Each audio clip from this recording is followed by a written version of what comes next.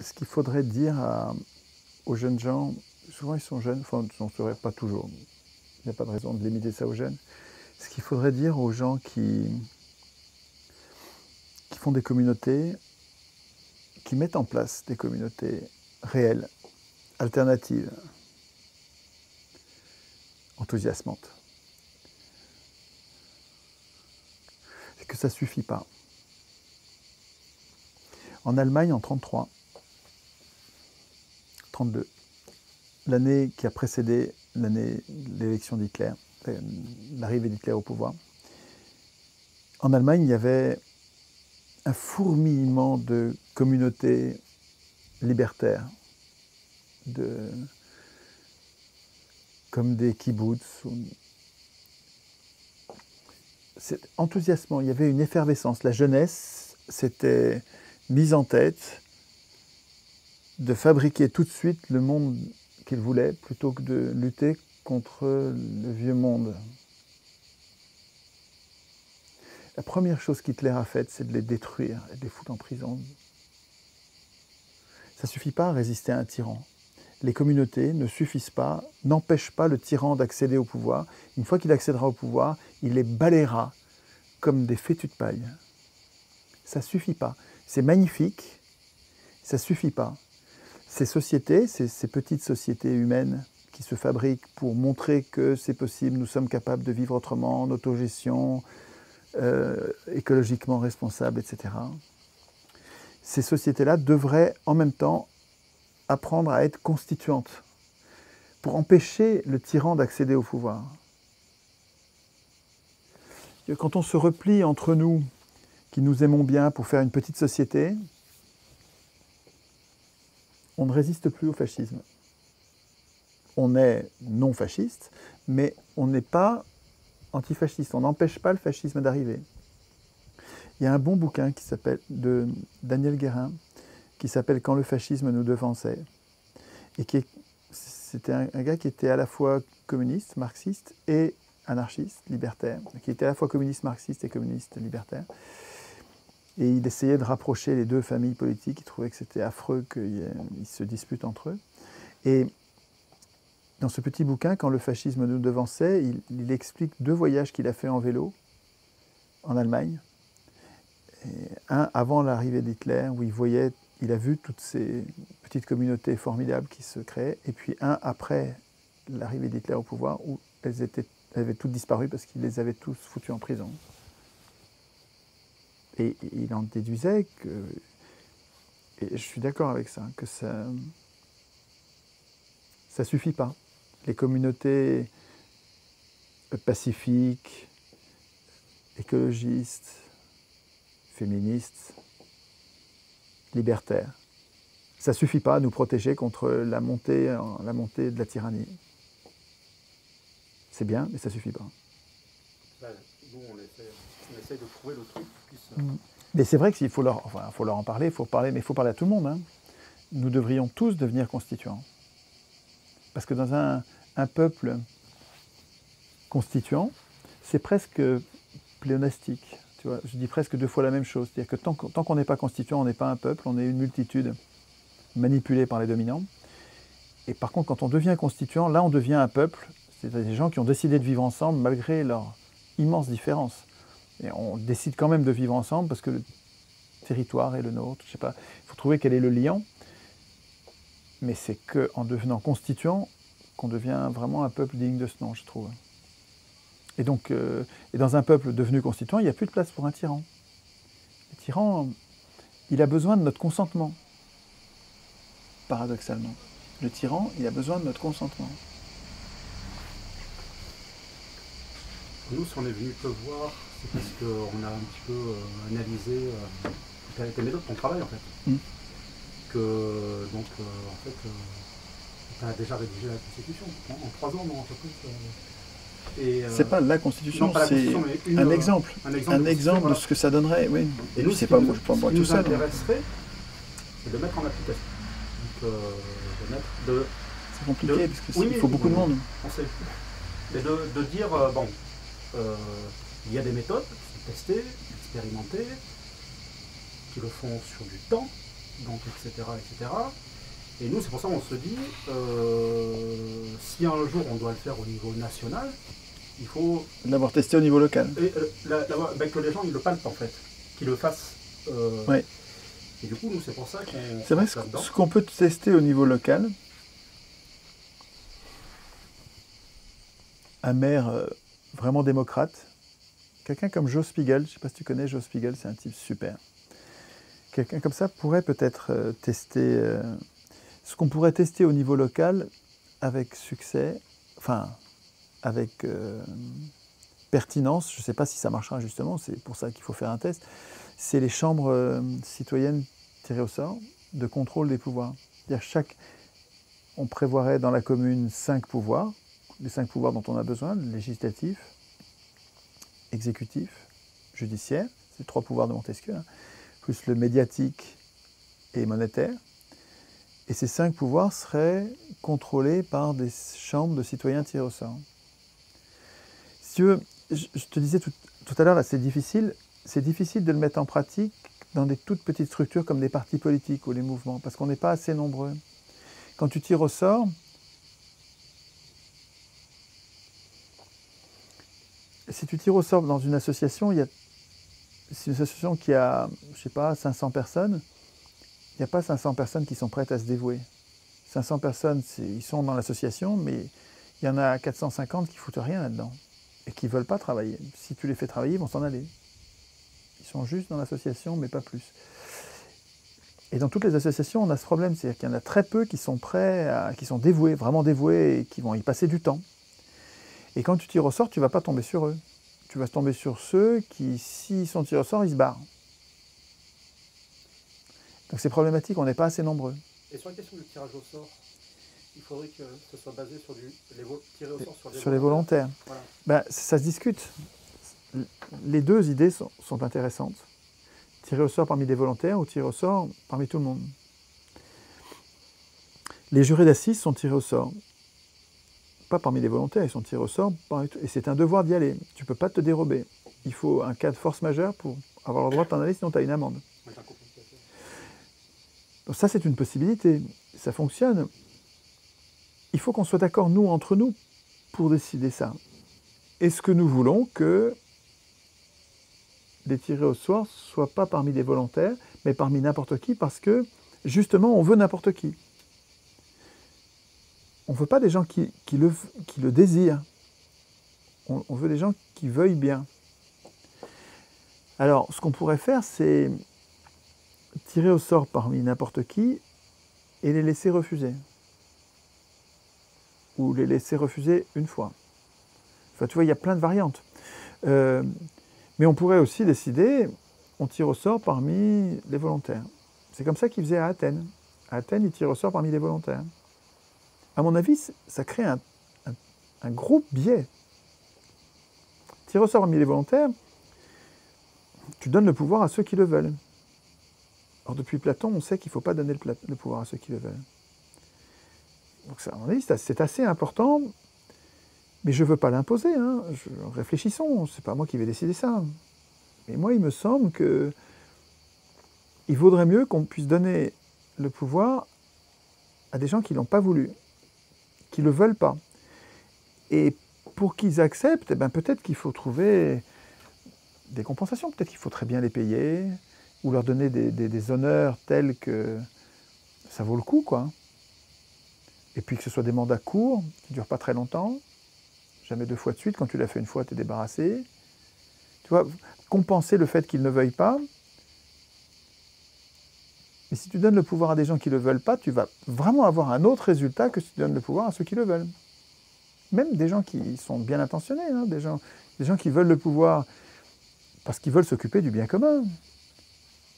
Tu ne vas pas avoir les mêmes que... C'est pas les mêmes du tout, quoi. Hein. Alors, nous, dans notre projet, comme on est dans un cadre qui n'est pas décidé par nous... Le cadre républicain. Donc voilà, le cadre républicain. Du coup, on peut... Je ne sais pas, ça réfléchir, hein, mais ça semble compliqué de tirer au sort au hasard pour un projet politique, tu vois. Et, ça dépend si c'est des institutions républicaines ou pas. Ouais, pour les institutions républicaines, tout est prévu, tu ne peux rien changer. Hein. Par contre, le maire peut sûrement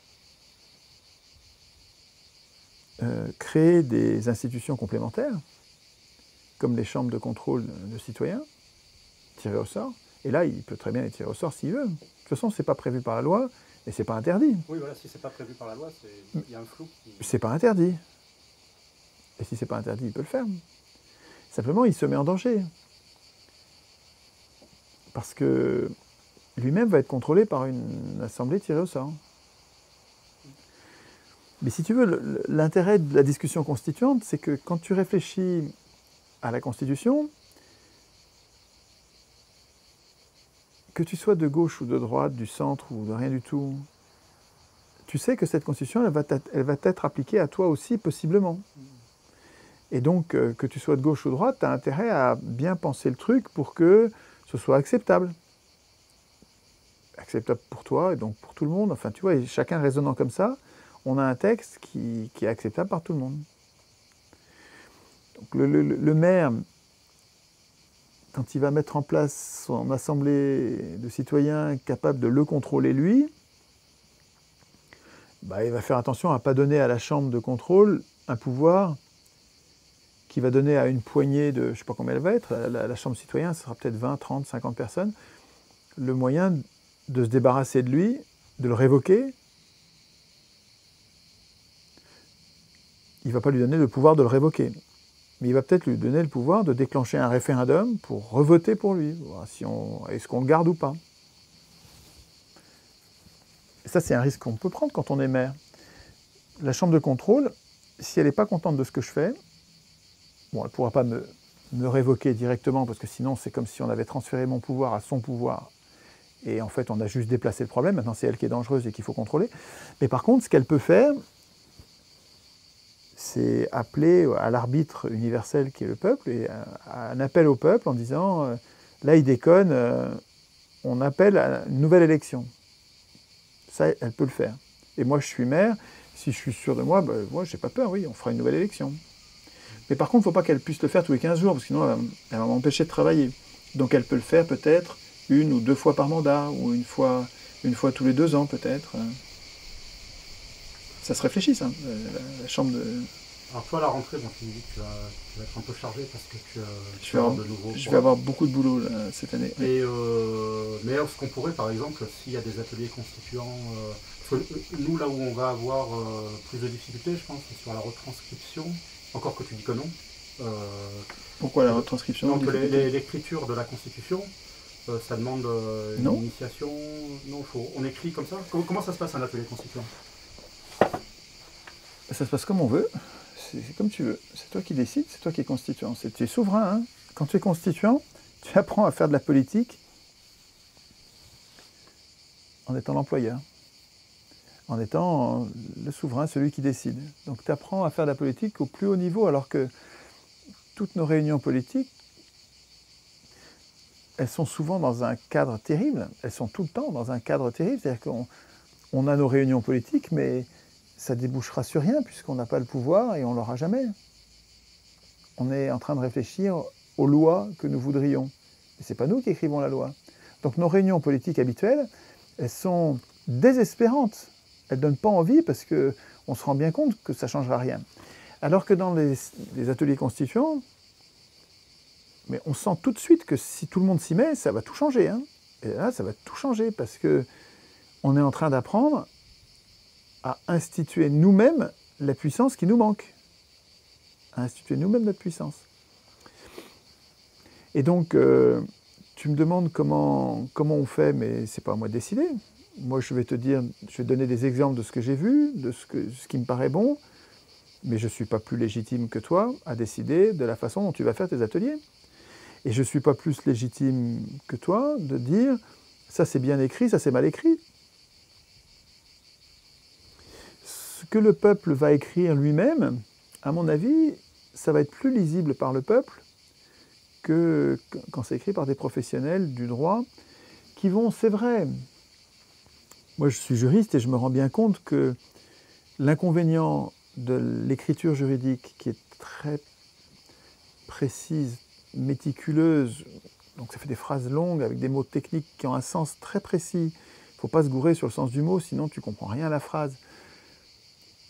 ce jargon, enfin, ce vocabulaire-là n'est pas qu'un jargon pour nous tenir à l'écart. Il a aussi l'avantage de l'extrême précision, parce qu'il prévoit les conflits.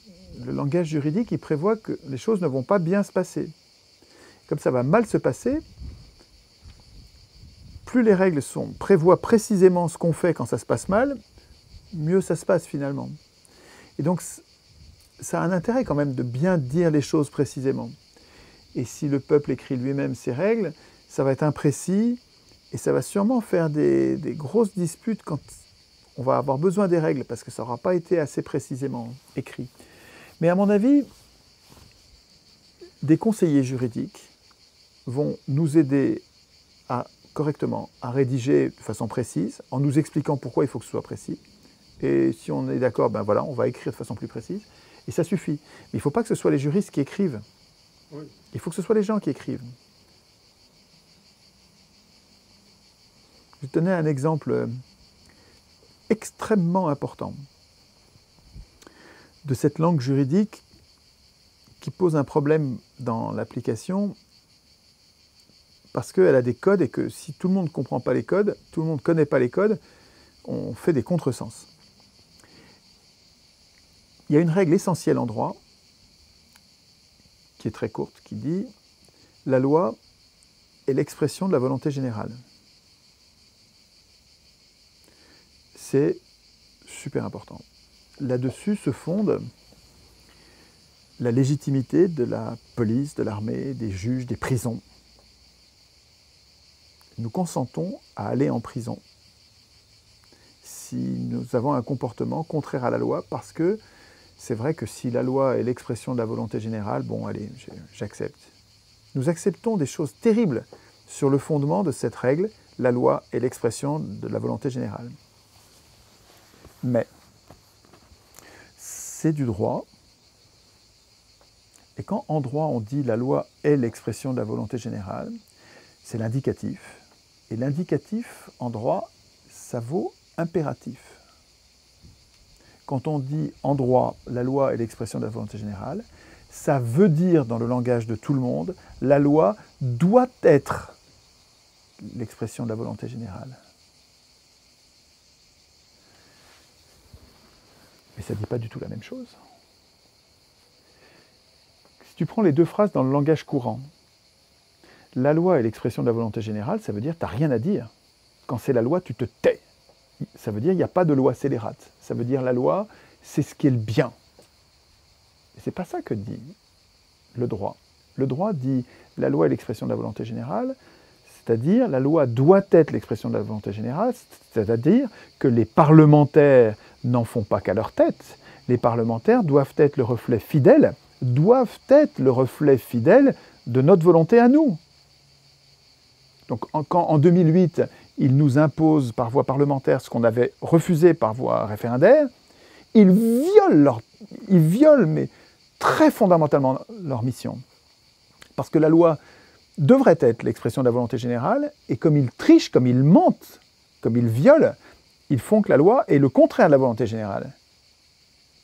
Mais tu vois comme il faut une culture juridique pour savoir que, en droit, l'indicatif vaut impératif. Mais ça change tout. Quand on dit la loi est l'expression de la volonté générale en droit, ça laisse possible une loi scélérate. Une loi peut être scélérate. Si elle n'est pas la volonté générale, c'est que la loi n'a pas fait ce qu'elle devait et elle est scélérate. Elle ne vaut rien, donc ce n'est pas une loi.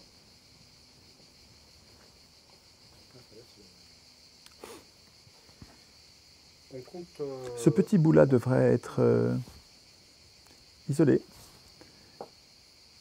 Parce que les gens devraient savoir ça. Quand on dit la loi est l'expression de la volonté générale, ça ne veut pas dire ta gueule, la loi est juste. Parce qu'elle est loi. Non, non, c'est pas ça que ça veut dire. Ça veut dire le boulot des parlementaires est un boulot de respect, de recherche. Qu'est-ce que veulent les gens? Et une fois qu'ils ont trouvé ce que les gens veulent, ils l'écrivent. Ben, c'est pas du tout pareil. Là, ils se considèrent comme des rois. Parce que c'est la loi, on devrait... Attends, c'est pas ça que dit le droit. Pour Pour notre rédaction de constitution, on a Donc, prévu... oui, donc sentez-vous libre d'écrire comme vous voulez. Ouais. Si tu as envie de dire la guerre est inconstitutionnelle, ou bien toute intervention armée à l'extérieur, tu dis même pas guerre, parce que sinon il va suffire qu'ils disent mais c'est pas une guerre, c'est une intervention.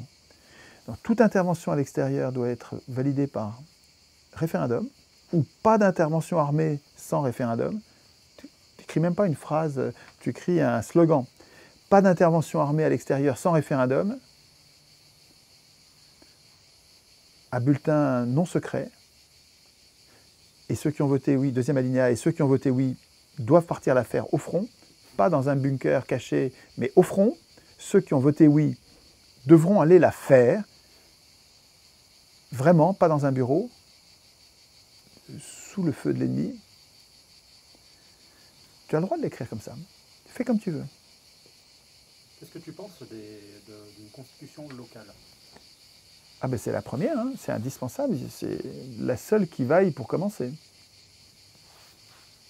Je ne crois pas qu'on puisse commencer par une constituante plus grande que locale. On le fera peut-être, mais ça va créer des problèmes terribles. Si on fait une constitution française, une vraie constitution, si c'est une vraie constitution écrite par nous, et on sait bien qu'on est en train de réfléchir pour le pays, mais on dépend tous d'une commune. On va probablement, dans notre réflexion constituante nationale, on va sûrement instituer la puissance constituante communale. On va sûrement permettre aux communes de se libérer. Et on va avoir des réflexions, j'en ai vu plein de fois dans les ateliers constituants, on va avoir des réflexions endiablées, enfin, avec beaucoup d'arguments contraires, puissants, sur la sécession, le droit de sécession. Est-ce qu'on laisse un citoyen ou une commune libre de se barrer, affranchir? Évidemment, première réaction, tu verras, la plupart des gens disent « mais bien sûr, il faut un droit de sécession. Pourquoi est-ce qu'on imposerait aux gens de rester dans notre pays ou dans notre commune? Ils peuvent faire sécession. » Mais quand tu vas y réfléchir, tu vas t'apercevoir que tous ceux qui font sécession, la plupart du temps, c'est les riches. La Lombardie veut faire sécession de l'Italie parce qu'ils sont riches. La Catalogne veut faire sécession de l'Espagne parce qu'ils sont riches. Ceux qui veulent faire sécession, en général, le fait est que ceux qui veulent faire sécession, souvent, c'est ceux qui ne veulent plus partager. Alors ça nous pose tout de suite un problème. Si tous ceux qui sont riches font sécession, on se retrouve avec la constitution des seuls pauvres. Donc il y a un truc à régler. Je n'ai pas de solution là. Vous allez voir que sur le droit de sécession, vous allez avoir un problème. C'est pas facile à régler. J'ai pas encore de solution. Donc là, tu dis qu'il y a un lien, grosso modo, entre la question locale et nationale. La question du pouvoir et de l'argent, en fait.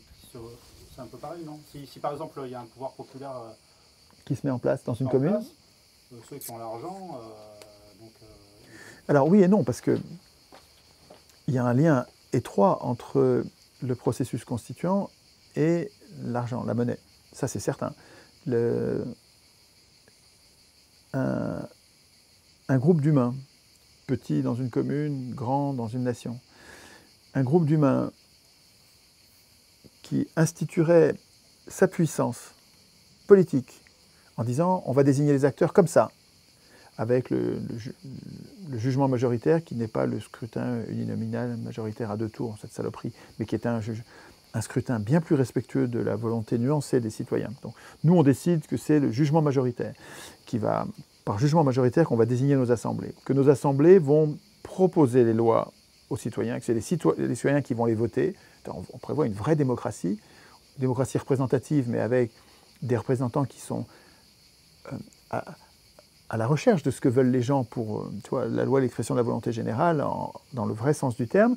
On prévoit que c'est des mandats courts, c'est des mandats non renouvelables, qui sont révocables à tout moment, que nous avons le référendum d'initiative populaire, c'est-à-dire notre propre initiative. Donc, on prévoit toute une série de trucs très importants Il y a des chambres de contrôle des pouvoirs pour tous les 5 pouvoirs, les médias, la banque, tout est prévu. Alors, si on oublie la banque, ce que je voulais dire, c'est que si tu prévois tout, avec les 3 pouvoirs, législatif, exécutif, judiciaire, mais que tu oublies les médias et la banque, tu oublies la monnaie, tu as oublié l'essentiel.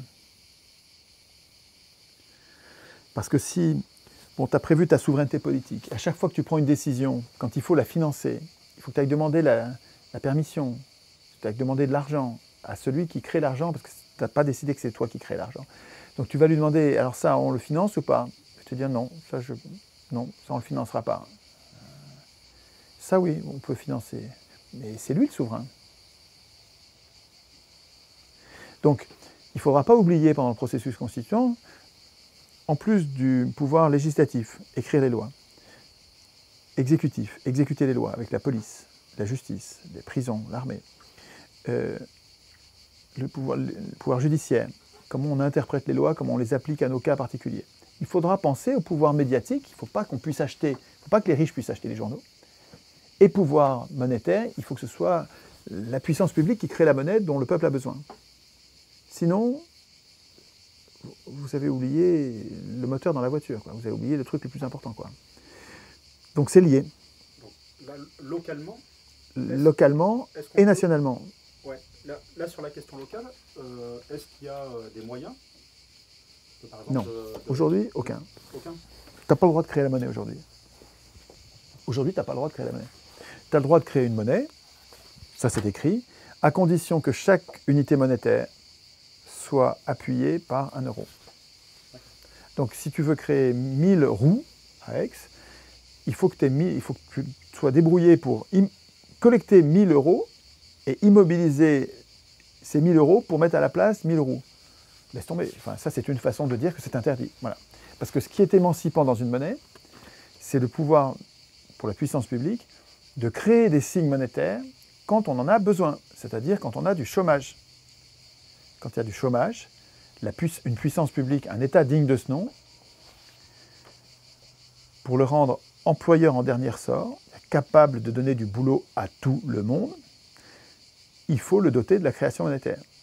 Un État digne de ce nom crée la monnaie quand il dépense, pour construire un hôpital, pour payer un médecin, pour fonctionnement et investissement. Un État digne de ce nom. Mais c'est à nous de l'instituer. Ce n'est jamais les banquiers ou les élus des banquiers qui vont l'instituer. C'est nous qui... Nous seuls sommes capables de faire ça. Un État digne de ce nom crée la monnaie. Il crée la monnaie dont il a besoin pour construire une autoroute, un hôpital ou une école. Et il détruit la monnaie quand il perçoit l'impôt. C'est déjà comme ça qu'il fait d'une certaine façon, sauf que dans la tête des acteurs politiques, ils vivent les impôts comme une recette. C'est comme ça que ça marche, mais ils le vivent en se ligotant avec des liens qui n'existent que dans leur tête. Ils se disent, si j'ai prélevé 100 d'impôts, je ne peux dépenser que 100. Et donc ils ne dépensent pas 150 ou 200, même si on en a affreusement besoin. Et ils sont en train de tuer tous nos services publics les uns après les autres par manque d'argent. C'est stupide. C'est criminel s'ils savent qu'ils servent les banquiers et les multinationales de l'assurance pour mettre à la... Je sais pas. Je sais pas. Mais... Moi, des gens qui arrivent à de tels niveaux... Ah non, mais ils peuvent être... Ah si, ils peuvent être inconscients. Si, ils peuvent être complètement amateurs sur la monnaie. Si, ou alors comment... On n'apprend pas du tout à l'école ce que je viens de vous dire. Du tout. Enfin, moi, je l'apprends dans mes classes, mais on n'apprend pas ça à l'école du tout. Ou alors, c'est comme les cathos, quand ils ont détruit tout le monde en Afrique, ils étaient persuadés de bien faire. Les cathos ont détruit tout le monde en Afrique. Non, non, c'est un gros... Non, mais quand tu as des conquêtes, des colonies, etc. Ah non, là, ils savent très bien qui font des razzias et qui coupent les têtes et qui... Attends, quand Cortés est venu en Amérique latine, ou Christophe Colomb, il savait très bien qu'il les martyrisait, qu'il les décimait, qu'il les tuait. Ils leur ont collé ils leur ont donné en cadeau des couvertures pleines de variole. Ils savaient qu'il y avait la variole. Ils sont tous morts par millions. Pas les leaders, hein, je parle des... Ah oui, la base. Oui. Ils sont persuadés de bien faire, quoi. Ouais. Tu sais, quand les cow-boys massacraient les Indiens, C'était les troupes de base, mais ils savaient bien qu'ils massacraient quand même. Hein. Enfin bon, bref, en tout cas. Je pense que les acteurs politiques, la plupart des acteurs politiques, Macron, je ne sais pas, parce que Macron c'est un banquier, donc lui il doit savoir. Mais la plupart des acteurs politiques, ils ne savent pas du tout qu'ils pourraient créer la monnaie, qu'il ne tiendrait qu'à eux de créer la monnaie pour qu'il n'y ait plus de chômage. Je pense qu'ils ne le savent juste pas du tout, parce qu'on ne l'apprend pas à l'école. À l'école, mais ça fait longtemps, ça fait des décennies qu'on enseigne la gestion de l'État comme on gère une entreprise, avec recettes, dépenses. C'est scandaleux. Au mieux, c'est idiot, c'est complètement crétin. Et au pire, c'est criminel. Parce que s'ils le savent, alors là, c'est une atteinte, c'est une haute trahison. Mais au moins, c'est affreusement bête. Alors c'est sûr que Macron, qui est l'élu du MEDEF, et de Arnaud, Pinault, tous les milliardaires, ce gars-là, il a intérêt au chômage. Donc il n'a pas du tout intérêt à ce que l'État se débarrasse du chômage. Le chômage permet les bas salaires et la docilité des salariés. Ça se calcule, ça, non, le taux de chômage? Et le taux de chômage, il est calculé par l'OCDE, le think tank libéral. Là. Il calcule un NERU, un Non-Accelerating Inflation Rate of Unemployment. Le taux d'inflation minimum pour qu'il y ait le taux de chômage minimum pour qu'il n'y ait pas d'inflation. Le taux de chômage minimum. Minimum, pas maximum. Minimum. C'est-à-dire qu'en dessous, alors pour la France c'est 9%. En dessous de 9%, les gouvernements sont priés d'arrêter de lutter contre le chômage parce que sinon on va avoir de l'inflation. Pour le Japon, c'est 1% parce qu'ils sont très dociles, c'est une population, ils sont très, très disciplinés, beaucoup plus que nous. Donc 1% de NERU, ça suffit. Il suffit d'avoir 1% de chômage, il n'y a pas besoin de leur foutre les jetons, ils obéissent. Et nous, on est un peuple d'emmerdeurs, on fait tout le temps la grève. Ah, il faut nous coller 9% de chômage pour qu'on ne réclame pas de salaire, des hausses de salaire, des baisses de temps de travail, des améliorations de nos conditions de travail. On se tait parce qu'on a peur du chômage. Il nous faut 9% pour nous... Là, le fouet des esclavagistes, là. C'est calculé. Oui, donc le chômage est un outil. Un outil de domination, un outil de maître-chanteur. Oui, bien sûr, le chômage est un outil de maître-chanteur. Mais, si tu veux, si nous écrivons, nous, la Constitution, on va l'écrire dans le souci du bien commun. Les gens normaux ont intérêt à être bien traités, comme les 99% des gens. Et donc, on va écrire, dès qu'on y aura réfléchi un petit peu, enfin... Celui que je prends dans la rue au hasard, il va pas y venir tout de suite parce que ça ne va pas lui venir spontanément. Mais quand il va discuter avec nous, il va comprendre l'intérêt du truc très vite. Hein, il n'y a pas besoin d'un stage d'une semaine pour comprendre hein, qu'un État que tu as doté de la création monétaire quand on dépense pour construire un tribunal pour que la justice aille plus vite, pour payer les juges pour que la justice aille plus vite, au lieu qu'elle se traîne. L'État, si nous dotons l'État de la création monétaire quand il dépense et de la destruction monétaire quand il reçoit l'impôt, on le rend capable de dépenser tant qu'il veut, tant qu'il en a besoin, tant qu'il y a des chômeurs, en fait. Je vais pouvoir donner du travail à tout le monde. Et plus je donne du travail, plus je verse des salaires avec cette monnaie, plus je peux prélever d'impôts, plus je vais en détruire. Simplement, je n'ai pas la limite de la recette pour dépenser. Je peux dépenser tant que je veux pour le bien commun. J'ai le problème des ressources. Hein. Attention, il n'y a pas que... Mais tant que la limite, c'est le temps de travail et l'énergie humaine, je peux y aller à gogo. Hein. Construire un hôpital ou construire des ordinateurs, par exemple, tu vois, qui demandent des ressources rares. Là, je vais avoir une autre limite que le temps humain. Donc, je ne vais pas pouvoir dépenser à gogo.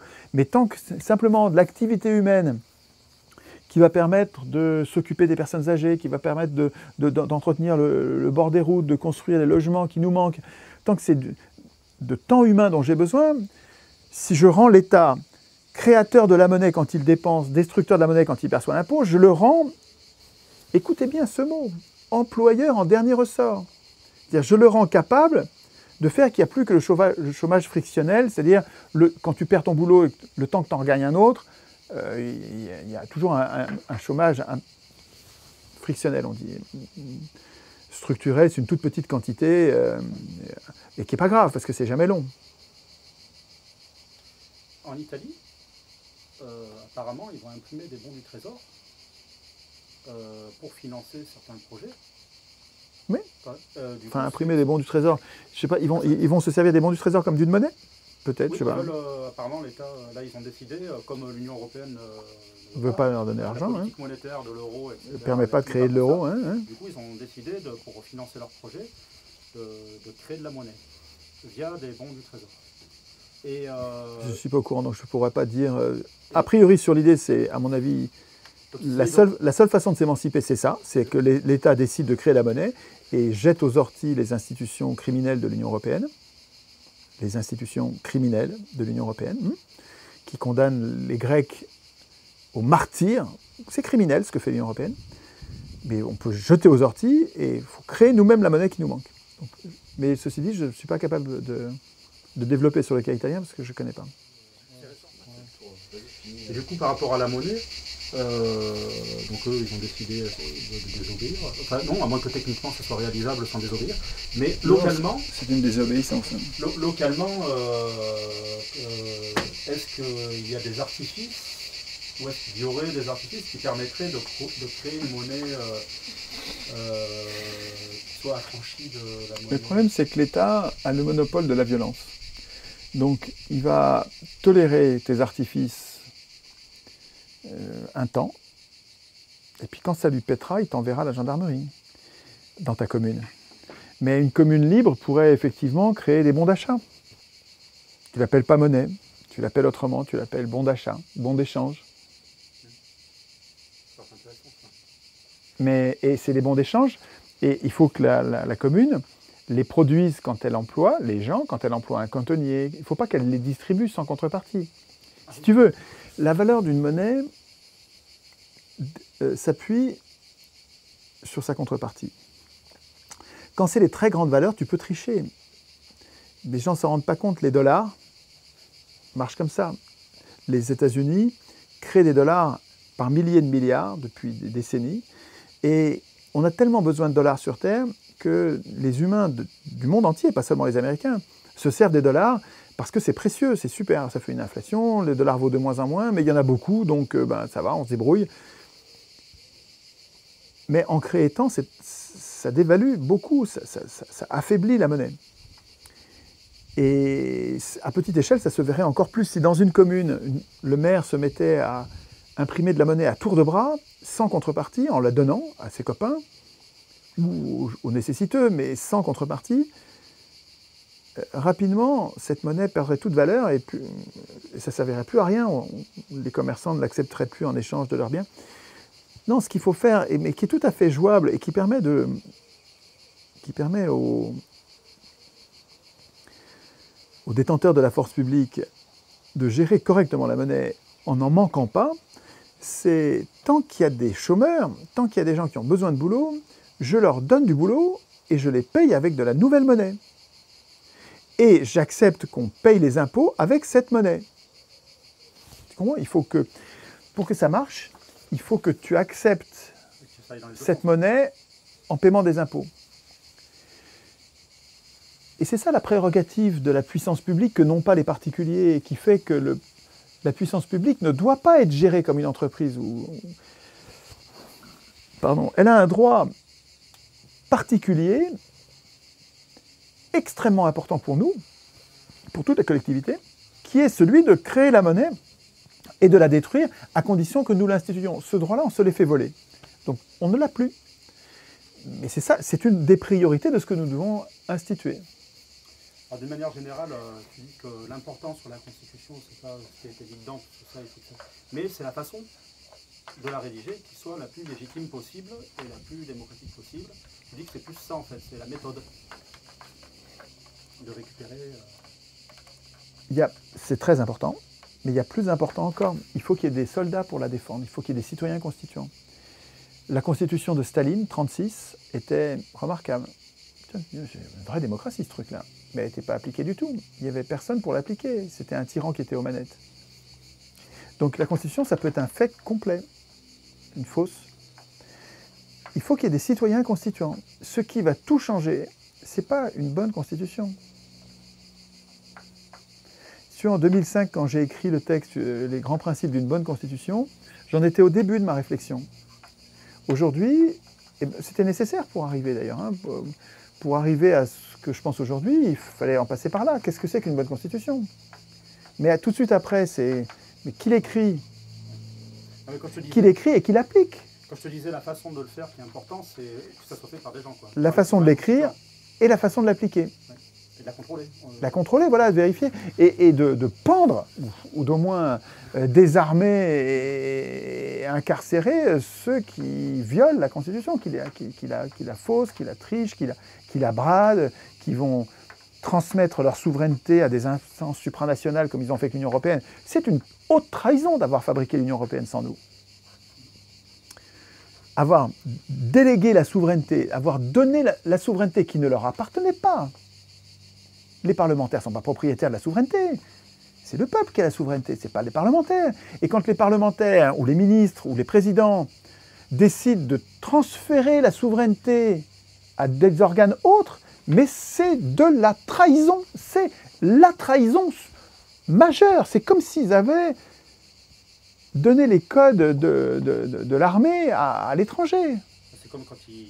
C'est de la haute trahison. Ils devraient être pas pendus, la peine de mort est une connerie, mais ils devraient être emprisonnés pour ça. Ils devraient être déchus de leur nationalité. Ils devraient être... C'est des traîtres, c'est les gens qui ont fait ça. Des traîtres au plus haut niveau, quoi. Hein.